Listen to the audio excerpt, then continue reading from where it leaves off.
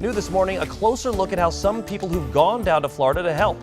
You probably know about the Task Force 1 search and rescue teams. Virginia and Maryland each have one, and FEMA has deployed them to Florida to help. But they are far from the only ones packed up and headed down to help where Ian hit. WUSA 9's Katie Kairos joins us now with the story of a volunteer group. Good morning, Katie. Good morning. Well, local volunteers and first responders say they won't forget the devastation they've witnessed in Southwest Florida.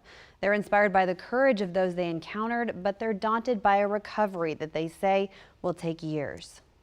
It's been a long, exhausting journey for the volunteers of Tidewater Disaster Response, a civilian search and rescue group based in Fairfax. This was probably some of the worst I've ever personally seen and witnessed on the ground by far.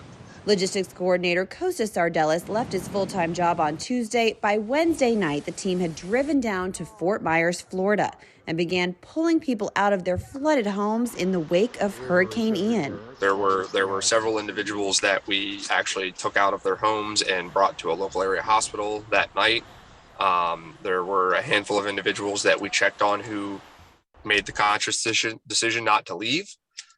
They said, the water's starting to go down, which they were correct. The water was starting to go down, but there's all types of concerns about people's mental state of mind after going through trauma, the being in the cold water, because let me tell you, that ocean water at 4:30 in the morning, that water's cold. The group has responded in the aftermath of several hurricanes. Sardellis says they continue to be blown away by people's resilience after disaster, including one woman they met in the southern part of Fort Myers. Her house got washed away, and she swam to her neighbor's house, whose doors were wide open, and went into the second story of the house, found a clean pair of clothes, and rode the storm out there.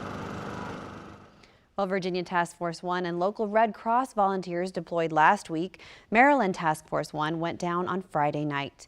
Tidewater Disaster Response makes the decision to deploy themselves and help where they can. Katie Kairos, WUSA 9. Thank you, Katie.